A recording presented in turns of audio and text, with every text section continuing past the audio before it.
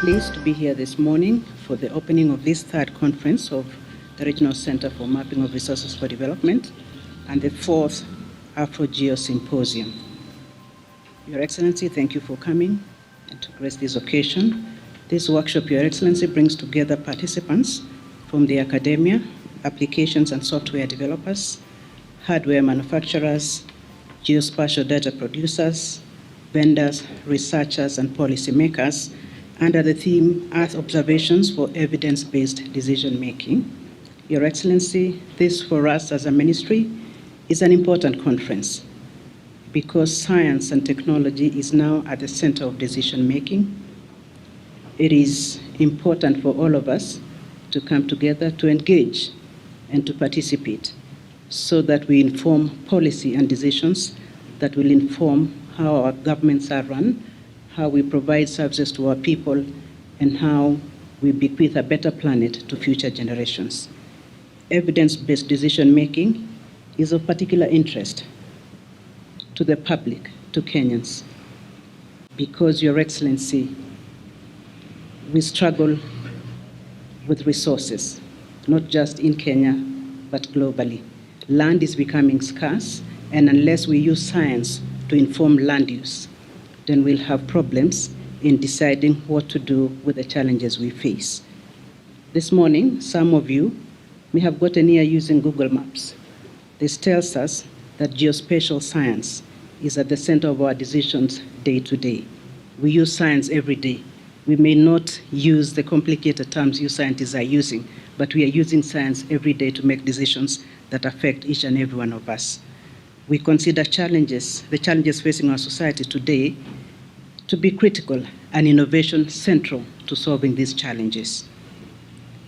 We want to use science and technology so that we have a society that is economically, socially, and environmentally sustainable for us all. Science and innovation is receiving greater attention and has gained prominence in supporting the Millennium Development Goals. In Kenya, the theme provides an excellent framework for our discussions to explore the impacts and benefits of emerging trends on policies for achieving sustainable development and our big four pillars for economic transformation.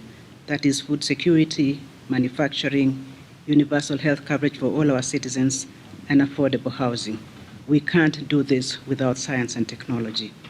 Ladies and gentlemen, we need collective action to deal with global challenges in improving the world that we live in, the world we share, and the world that, as I said, will bequeath to future generations. I see enormous potential for countries in Eastern and Southern Africa for increasing agricultural productivity, diversifying our value addition systems and our marketing channels. I see potential in planning smart cities and villages where our people deploy technology to live better in these spaces. We must strive to improve the management of our land resources with technology that is field operations for data acquisition, storage, and analysis, and to make it easier for our citizens to engage with government through science and technology. However, geospatial technologies alone cannot solve our problems. We must bring it to our people and engage with them. We must discuss it at the lowest unit, at our villages, in our towns, in our cities. So we must break down the complexities of science to daily decision making.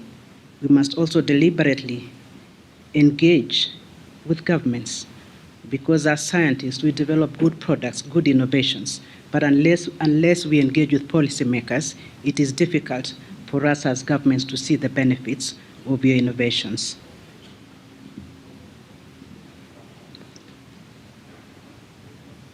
I want to conclude by expressing my gratitude to the organizers of this conference, to UDG, to NASA, to USAID, and everybody who has participated, because it is such engagements that will bring solutions quicker to the communities that we serve. I am particularly grateful to the participants who've come here every year for the last 3 years to support us in bringing forward these innovations so that we can use them to develop and enrich policy. I wish all of you every success as you deliberate. We look forward to the outcome of your deliberations, because as government, we would like to engage with you and use your innovations to better serve our people. It is now my duty and honor to invite you, Your Excellency, to address the congregation. Thank you.